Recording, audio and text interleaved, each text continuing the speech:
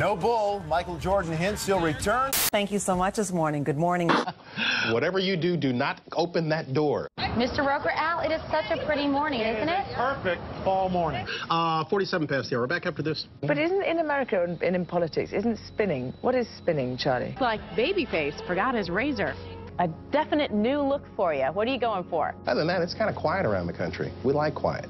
It's quiet. It's too quiet.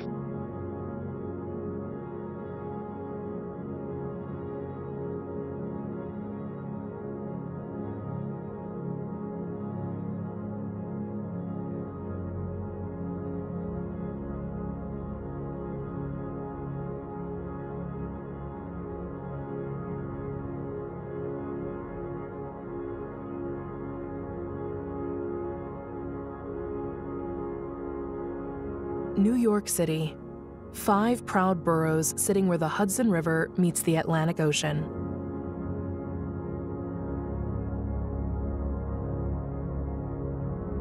At the city's heart, Manhattan, densely populated and among the world's major cultural, commercial, and financial centers.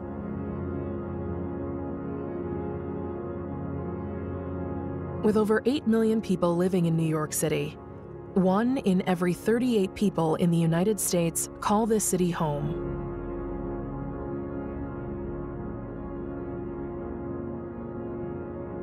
September 11th, 2001, New York will change forever. Not just the skyline, but the mindset of a nation.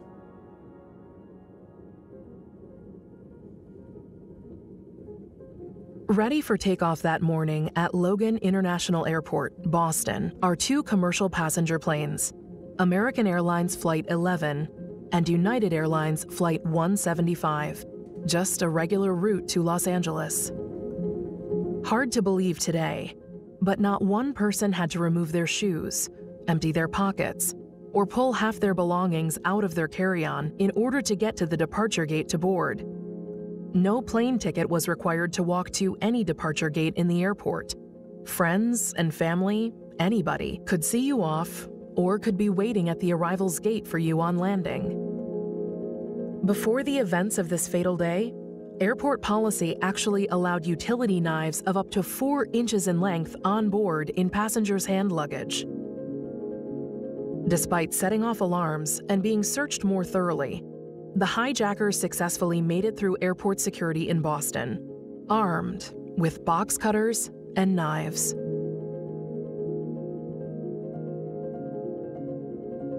American 11, now climb maintain level 350. American 11, climb maintain level 350. American 11, Boston. Earth 7, Mike Lima, how do you hear? Mike Lima has you loud and clear. American 11, Boston. American 11, the American on the frequency, how do you hear me?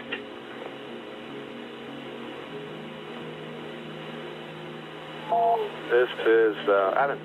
This is Boston. I turned American 20 left and I was going to climb him. He will not respond to me now. Looks like he's turning right.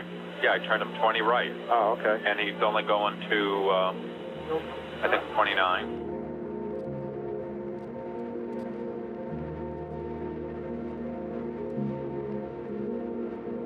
Number 3 in the back, the cockpit's not answering. Somebody's stabbed in business class. And I think there's mace that we can't breathe. I don't know. I think we're getting hijacked. Which flight are you on? Flight 12. And what seat are you in?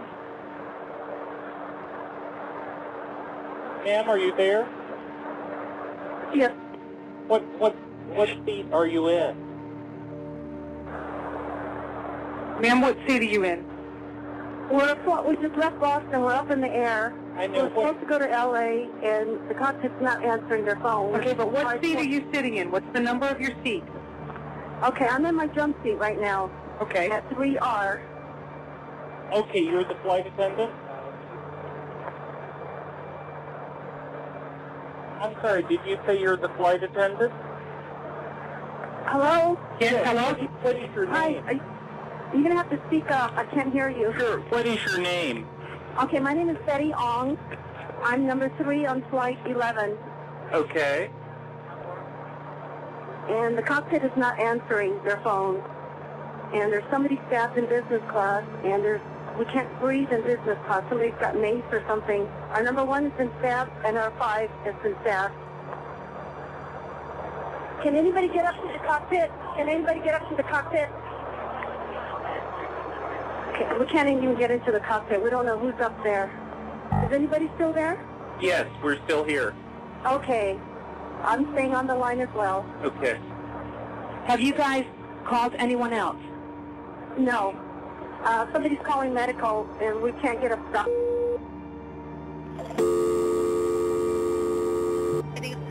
American Airlines emergency line, please state your emergency. Hey, this is Nitty at American Airlines calling. I am monitoring a call in which Flight 11, the flight attendant is advising our reps that the pilot, everyone's been stabbed. Mana 6720. Is that American 11 trying to call? Buddy, we have some planes. Just stay quiet and you'll be okay. We're turning to the airport. 15 Southwest of Bono going to Hampton, climbing that. And who's trying to call me here?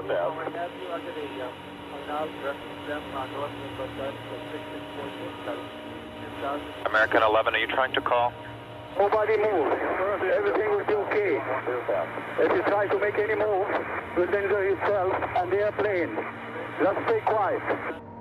Hi, Boston Center, Team U. We have a problem here. We have a hijacked aircraft headed towards New York, and we need you guys to, we need someone to scramble some F-16s or something up there to help us out.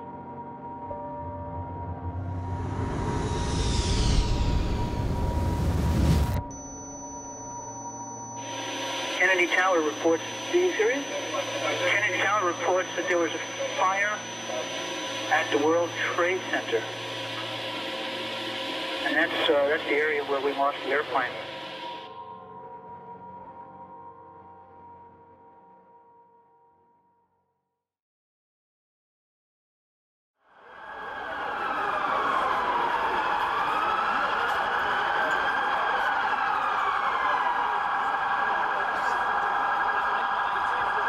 At 8:46 a.m. 5 hijackers deliberately crash American Airlines Flight 11 into the World Trade Center's North Tower.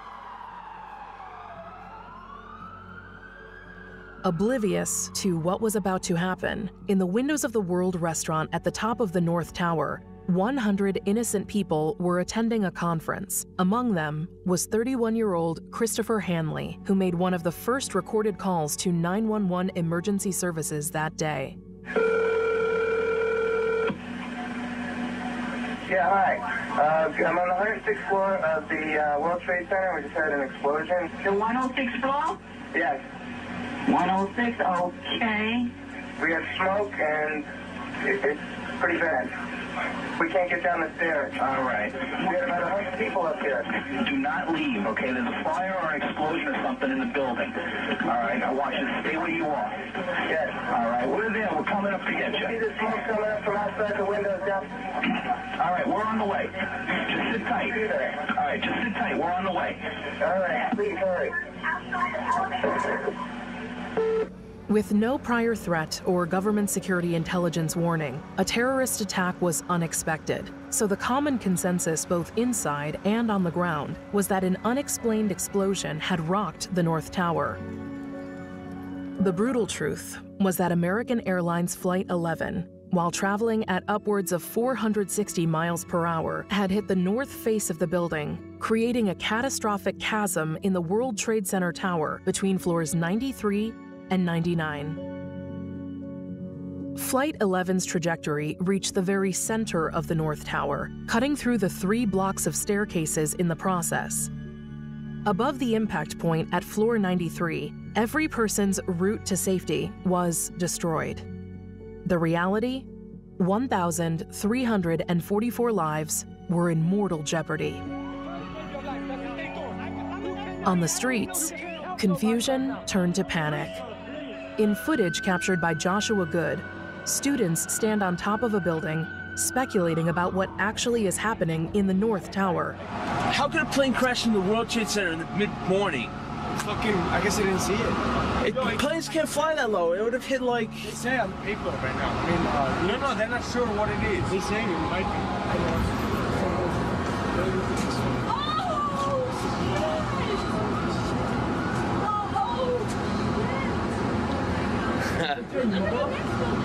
I heard something. I thought it was thunder. I said it's gonna be thunder. 90,000 liters of jet fuel in the plane's fuel tanks ignited in the North Tower, starting an intense fire that raged uncontrollably inside the building. Combustible materials from the offices created a terrifying inferno where choking smoke, flames, and high temperatures made human life untenable. Adding to the horror, now damaged elevator shafts provided a lethal conduit for the burning jet fuel to rage through the floors of the building as far as the entrance lobby. An estimated 8,000 people who could evacuate from the floors below the 93rd story point of impact were faced with a chaotic and frightening scenario. The towers of the World Trade Center complex had not been designed to facilitate a mass evacuation, and in each of the twin towers, there were only 3 narrow stairwells descending to ground level. Another hindrance to the evacuation of the World Trade Center was that as the plane struck, the force of the impact caused the fabric of the building to shift enough to jam doors in their frames, stairwells to become blocked by broken wallboards, so trapping dozens of distraught people, mostly on the floors closest to the impact zone. With the exit routes destroyed, the flames, heat, and black smoke made conditions unbearable for those trapped inside the North Tower. With no alternative, tragically, it is estimated that between 100 and 200 people jumped to their death, rather than be consumed by the flames raging inside the doomed building.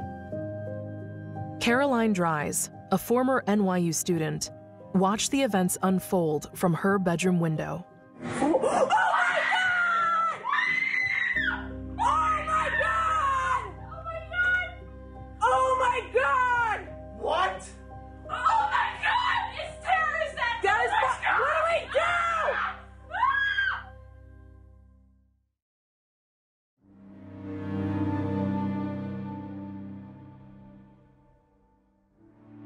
Jules, this is Ryan.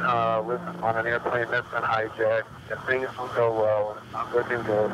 I just want you to know I absolutely love you. I want you to do good. So happy you're fine. Same to my parents and everybody. And I just totally love you, and I'll see you later. Hi, babe. Hope I call you.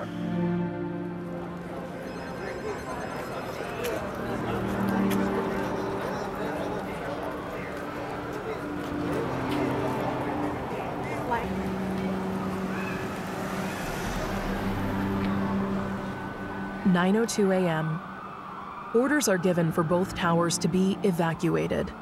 Less than a minute later, Flight 175 crashes into the south face of the South Tower.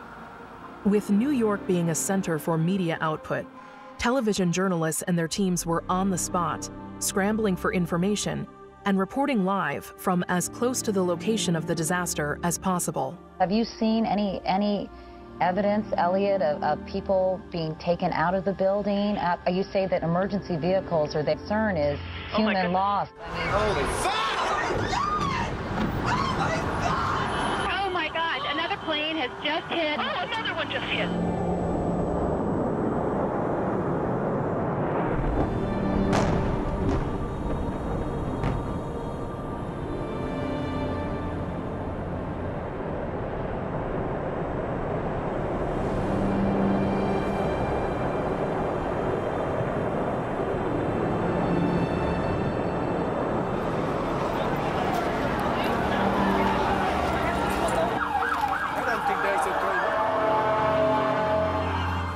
It was now clear that this was no accident.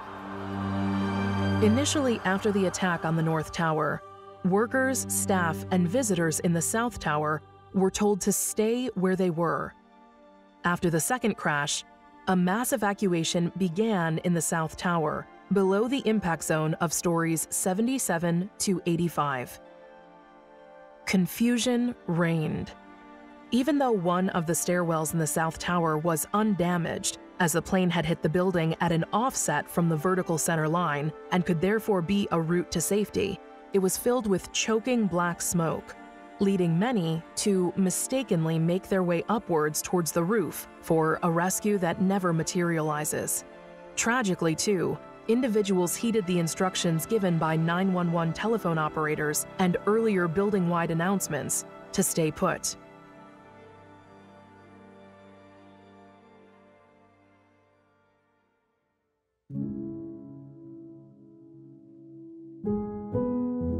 Under virtually every other conceivable high-rise fire scenario, this stay-put advice is solid protocol that has saved many lives. Keeping people out of stairwells and inside compartmented areas on their floors is usually much safer than descending a staircase that can become a smoke-filled chimney. However, 9/11 was a very unique situation where the rulebook should not have been adhered to. For those lucky individuals who found themselves below the points of impact in each tower, their escape was still a harrowing experience, as they had to contend with a variety of conditions: collapsed ceilings, destroyed partitions, water from broken pipes raining down, as well as fires, plus thick smoke obscuring their vision. For those less fortunate souls trapped on higher floors, conditions quickly became unbearable. None of the windows in the World Trade Center were designed to open. Some were blown out by the impact of the plane, others were smashed by those who were trapped, desperate to escape the smoke that was engulfing them and to gasp for fresh air.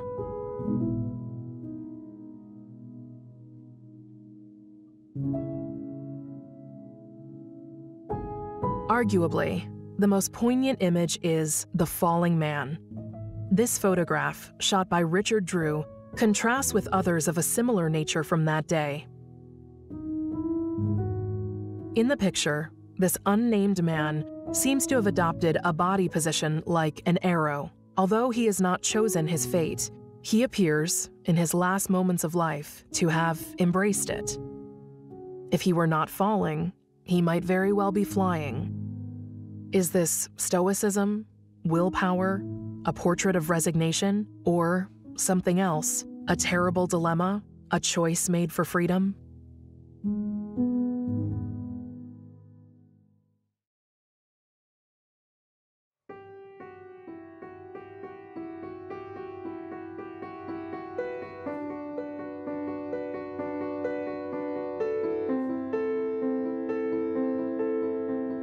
Upon completion in 1973, the Twin Towers were briefly the tallest buildings in the world, and at the time of the terrorist attacks, they were still in the top 5. Since fire had never before caused a skyscraper to collapse, and the impact of aircraft had been considered in their design, their destruction initially came as a surprise to those in the engineering community. John Skilling, lead structural engineer for the World Trade Center, hypothesized about a plane crash after the 1993 bomb blast incident at the World Trade Center. Our analysis indicated the biggest problem would be the fact that all the fuel from the airplane would dump into the building. There would be a horrendous fire, a lot of people would be killed, but the building's structure would still be there. Just 8 years later, his theory would be proved wrong. Unfortunately for the victims of 9/11, his calculations did not take into account the impact that a jet flying at high speed would have, nor the intensity of a large-scale fire fueled by thousands of gallons of aviation fuel. No designs were prepared for those circumstances. I don't think anybody expected this building to collapse, even after the structural damage on the top. These buildings were wrapped in steel the way your foot is wrapped by a sock. The steel side structures were not holding up these floors. These floors were held up by pinions, one between each floor. And so when the first 2 floors gave way, the weight of that was sufficient to collapse every pinion and every floor, you know, straight down to the bottom. Caroline Dry's home recording captures the immediate shock of the events unfolding. And vodka. Mine's just juice, Mom. Screwdriver. Yeah, Mom, this is totally apple juice. Way to go, way to start.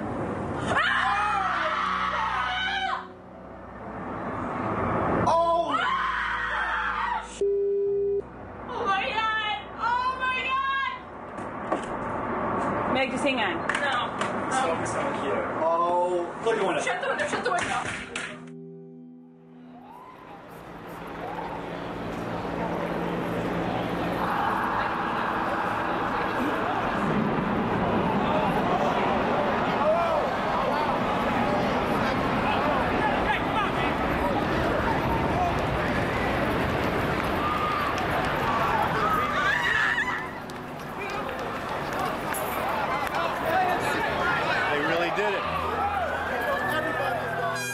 A vast worldwide television and radio audience witnessed the destruction of the Twin Towers. As the roar of the collapse gave way to silence, tremendous gray-white clouds of pulverized concrete and gypsum rushed through the streets. Shocked viewers, along with those in the streets of New York, believed a new explosion or impact had produced smoke and debris that obscured the South Tower. But once the wind blew away the smoke, it became clear that the imposing structure was no longer there. Due to the destruction of the gypsum-encased stairwells of the impact, no one above the impact zone of floors 93 to 99 in the North Tower escapes. The Marriott Hotel, located at the base of the two towers, is also destroyed. 9:59 a.m. The horror is repeated as the South Tower collapses, live on television.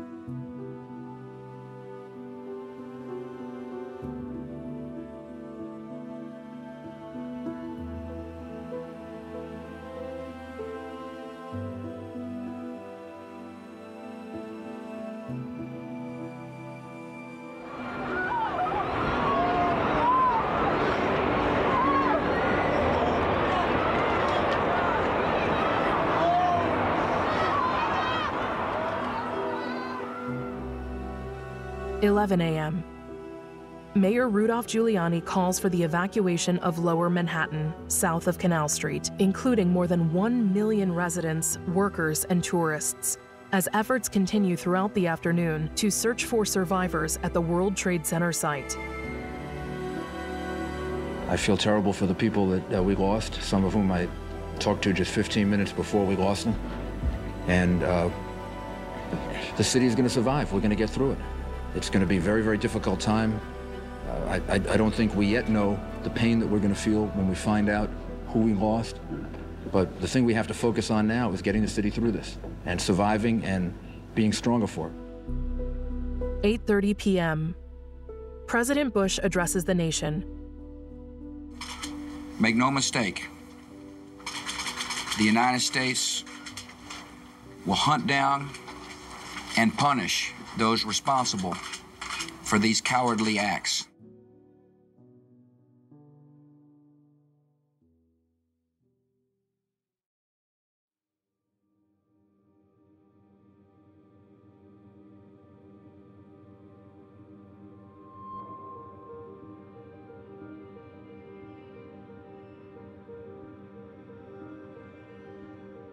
It's difficult to find the words to describe the feeling in New York City today. New York City is in shock. One of its most famous landmarks destroyed, thousands dead, and America is under siege.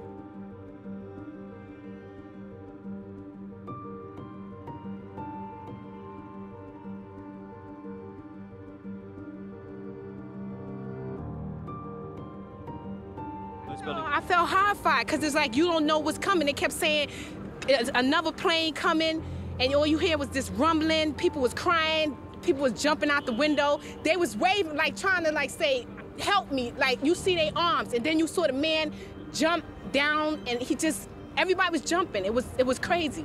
Standing down on 6th Avenue earlier, and I watched the flames coming out of the Trade Center, and I saw it collapse, and it was just the most horrible thing I've ever seen in my life. Unbelievable. I didn't think something like this could have happened, especially in New York. It makes you wonder what our intelligence community is doing, you know, to have something like this happen. How can this happen? This is world-reaching. It's not just this city. It's around the world. It's gonna. I don't think anything will ever be the same again. Before September 11th, 2001, the United States wasn't officially engaged in any wars. Few people had ever heard of Islamic extremists, Al-Qaeda, or Osama bin Laden. ISIS didn't even exist. September 11th, 2001 is an inflection point. There was life before the terrorist attacks, and there was a different life afterwards.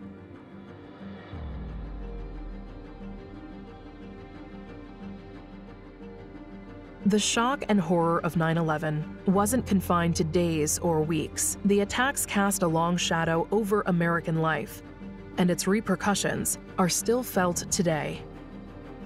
What was once unimaginable and practically unthinkable, a large-scale attack on American soil, became a collective assumption, namely that terrorists could very well attack again, perhaps with biological or nuclear weapons. It did not just create a sense of dread and panic in New York City, but across the world. The September 11th attacks on the World Trade Center elicited an immediate response of local emergency and rescue first responders to assist in the evacuation of the two towers, resulting in a terrible loss of the same fire service and ambulance personnel when the towers collapsed. When we sit down at our dinner table, we have an empty chair. When we get together for holidays, we have an empty chair. We can't move on. There's no closure, and there is no closure. What I'm thinking is, I have to look down and see that this is no longer here, and he's no longer here. And everyone else thinks that this is just okay, and it's fine, and we can move on, and we can't. Firefighters from the New York City Fire Department rushed to the World Trade Center minutes after the first plane struck the North Tower. Chief Joseph Pfeiffer and his crew with Battalion 1 were among the first on the scene. I just got to work in the office, and for some reason it was early and somebody had a TV on watching the news, and this whole thing started on live TV. So we had a meeting, and about 8:30 I got activated through FEMA for the response. Initially, the team focused on the rescue and evacuation of the building's occupants, which involved sending firefighters up to assist people who were trapped in elevators and elsewhere, as well as ensuring all floors were completely evacuated. Many of the evacuees commented afterwards that the bravery of these firefighters was immeasurable. The look on their faces was one of steadfast determination. They were aware of the dangers they would face, yet continued on, hour upon hour, regardless of their own safety and well-being. Problems with radio communication also caused further problems, as commanders lost contact with many of the firefighters in the buildings. Coupled with this, as the news of the attack spread, many off-duty firefighters arrived at the scene eager to help, but without their radios. As a result, firefighters encountered difficulties reporting on their progress and location and were unable to hear evacuation orders, sometimes with tragic consequences. Oreo Palmer was one such brave firefighter who lost his life in his quest to save others. Without thought for his own safety, he rushed from the North Tower to the south at 9:03 a.m. On the stairwells, he realized that some firefighters could not communicate with each other, so worked quickly to rectify the problem with radio receivers. Then, although most elevators had been rendered non-operational, Palmer single-handedly fixed one and took it to the 41st floor, which was halfway to the impact zone, which spanned the 77th to the 85th floors. Battalion 7 on floor 40 of Tower 2. We got one elevator working up to the 40th floor, staffed by a member of Ladder 15. Climbing on foot, he was a very fit man, so he was able to make it where others might not have been able to. He ascended 12 floors in 10 minutes, wearing all the bunker gear, weighing in at a crippling 50 to 60 pounds. Those fortunate enough to have survived the initial impact of the crash on the 78th floor hoped to take an elevator to comparative safety on the 41st, but it failed to work. Palmer did the unthinkable and reached the 78th floor to save them. We're on the 43rd floor. In stairway B. What floor is we trying to get up to, Mario? I'm up to 5-5. We're going to have to host it. I'm on 69 now, so we need a higher side, please. These stairway walls have been compromised on 73 and 74. The walls are breached, so be careful. It is clear he is in a race for time, saving his oxygen and energy by not speaking. He discovered the south stairwell was safe to the impact zone and beyond. For the hundreds trapped there, this stairwell was an escape route. What floor are you in, Mario? South Tower, South Tower. We got police isolated the pockets of fire. We should be able to knock it down with 2 lines. Where you know that? 78th floor, and it's numerous 1045 code 1. 478. That's all of it. Numerous civilians, there's 2 engines up there. All right, 10-4, we're on our way. After such Herculean efforts on his part, tragically, the impact of the crash was so strong that the South Tower collapsed, killing him and many others.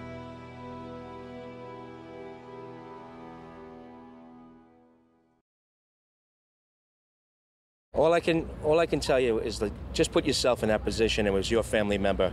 Every one of these firefighters in here are our brothers. Every one of these police officers in here are our brothers. And the civilians that are in here are the people that we're sworn to protect. That's our job. That's what we do.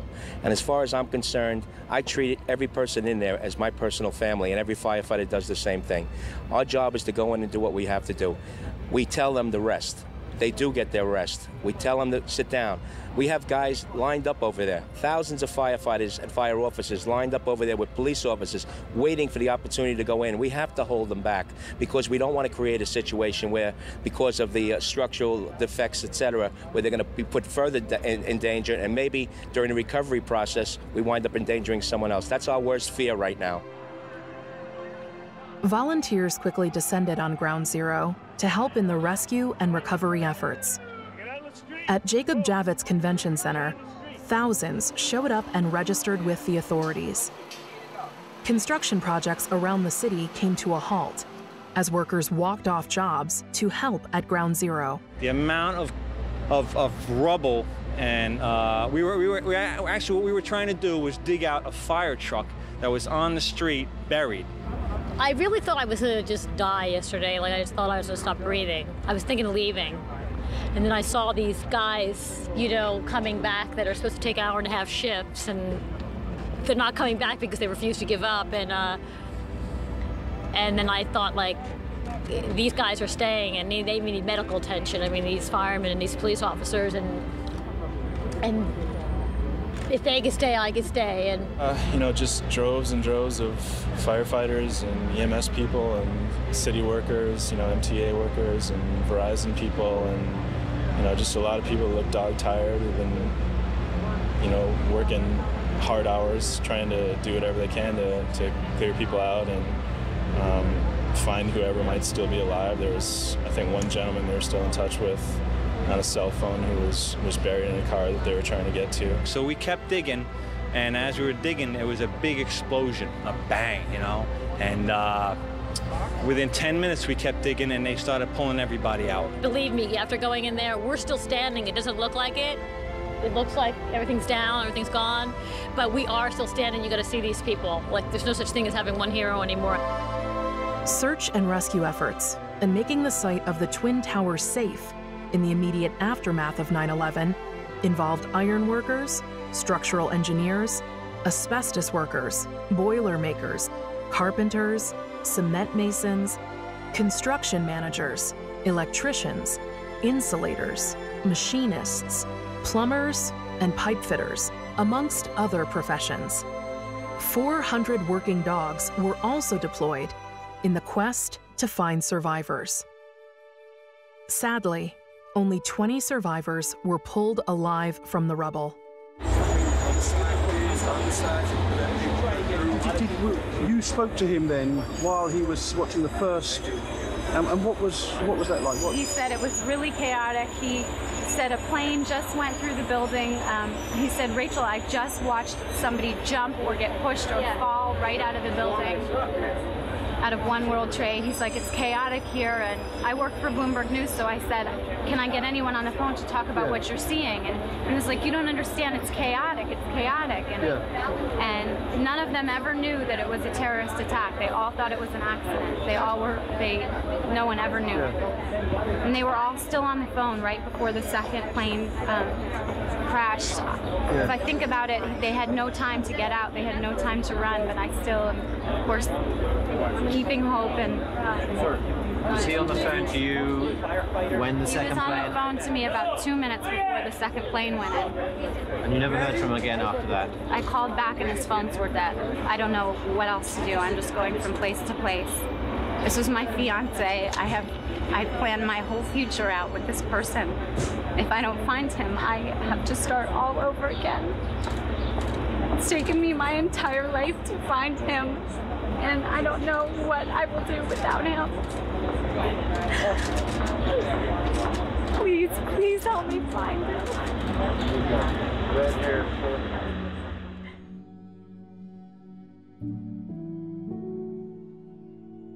The day after the attack, then Mayor Rudy Giuliani told reporters that they were receiving mobile phone calls from people trapped in the debris, but there was little hope for most.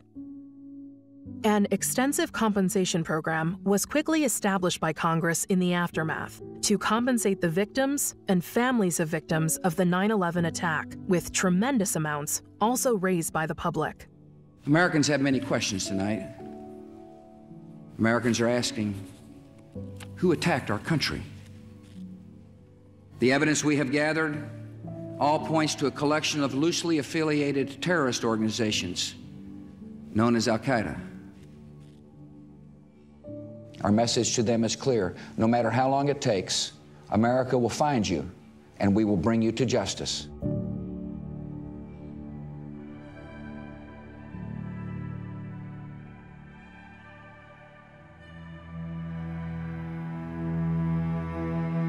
Rallying around the populist phrase, "United we stand," Americans were determined to be resilient in the face of this unprecedented and devastating attack on their homeland. President Bush and the federal government found widespread support for their response to the attacks and seemingly a need for retribution. Nearly 3,000 people in New York, Virginia, and Pennsylvania lost their lives on 9/11 after terrorists orchestrated by Osama bin Laden hijacked airplanes as weapons. As the years pass, suffering continues alongside the memorializing among those who lost loved ones, and by survivors who sustained injuries or who were forever changed by the horrific events, even as the country and the world changes. My name is Stan Honda. I'm a former AFP photographer, and I was here on 9/11 photographing the Trade Center attack. Well, that morning, I got a phone call from one of the other AFP photo stringers, he watches the early morning news, and he said there's a plane that crashed in the World Trade Center. I live near the number 6 subway train, and I think I was on the last train that was running that ended up at the City Hall Brooklyn Bridge stop. We're on Fulton, right near Broadway, and I think I was around this area photographing the people running from the Trade Center site, and also the first tower as it was collapsing.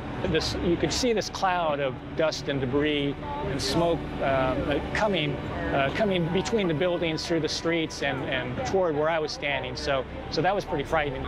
I think this is the area where I had come out of the building after the first tower had collapsed, and the whole area was covered with this white and gray dust, so it really looked like it had snowed. The sidewalks, people were covered, vehicles, cars, and everything were just covered with this dust. The picture of the woman, of Marcy Borders, I took into the, she actually came into the lobby of the building that I went into after the first tower had collapsed. Hi, my name is Marcy Borders. I'm from Bayonne, New Jersey. I became famous from working in the North Tower on the 81st floor. My image is known all over the world as the Dust Lady. The morning of 9/11, my supervisor had thought maybe, you know, a small jet plane might have nipped us, but at that time we had no idea what was going on. So then I began to panic, you know, so they, you know, sat me down, told me to, you know, relax, take deep breaths. But the way the building was shaking, it was just, I couldn't sit there. You know, you just heard people screaming, stay away from the glass, stay away from the glass. You saw injured. I saw people with objects in them, burnt skulls. It was crazy compared to what I just left. My stairwell was normal. That's when you just hear firemen scream and run and don't look back. Then I took chase, you know, from this cloud of dust, smoke that's just following me. And once it caught me, it like threw me on, you know, my hands and my knees. You know, every time I inhaled, my mouth just filled up with it. I was choking. I couldn't see my hand in front of my face. I was just like, you know, saying to myself and saying out loud that I didn't want to die. I didn't want to die. And a stranger, I remember clear as day, he didn't have a shirt on. And he grabbed me, and, you know, with so much going on, I was kind of afraid of him. So I was asking him, what are you gonna do? Where are you taking me? What are you gonna do? And he was like, to safety. I guess that's where this picture was taken, and I'm known all over as the Dust Lady. We're used to big building fires and disasters like airplane crashes, but this seemed like something that was way beyond what any of us had ever seen. It's really an honor, I think, to have the photographs in the museum there. The two pictures, the one of Marcy and Ed, got a pretty huge amount of media attention. I was pretty surprised, and I think after a while I realized that they're pictures of people, and I think that a lot of people could identify with these two individuals, the struggle that they were going through, I think, to make it through the day. And I think that's probably maybe one of the reasons that the pictures themselves became fairly well known and well used.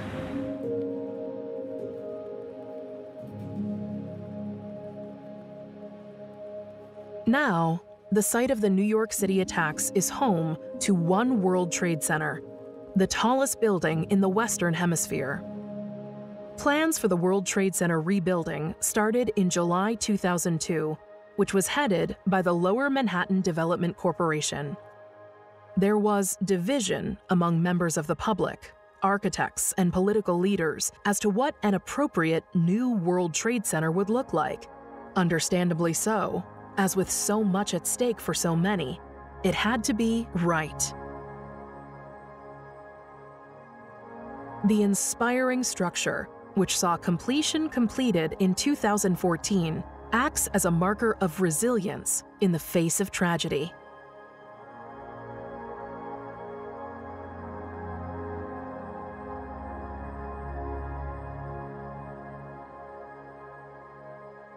The names of every person who died in the terrorist attacks are inscribed in bronze panels around two enormous memorial pools with waterfalls, standing in the footprint of where the Twin Towers once stood.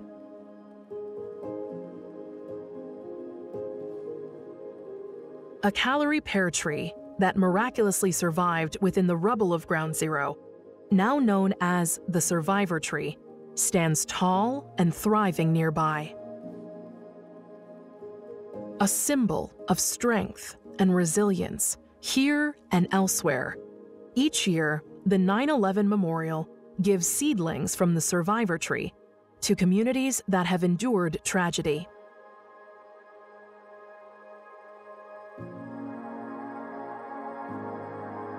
Those old enough remember exactly what they were doing on that Tuesday morning when they learned that an airplane had flown into one of the Twin Towers.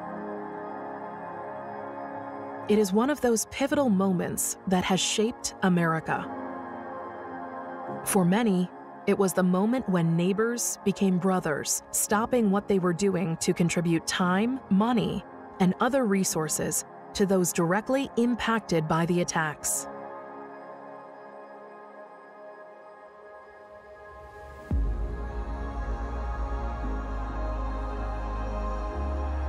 "9/11 changed the world."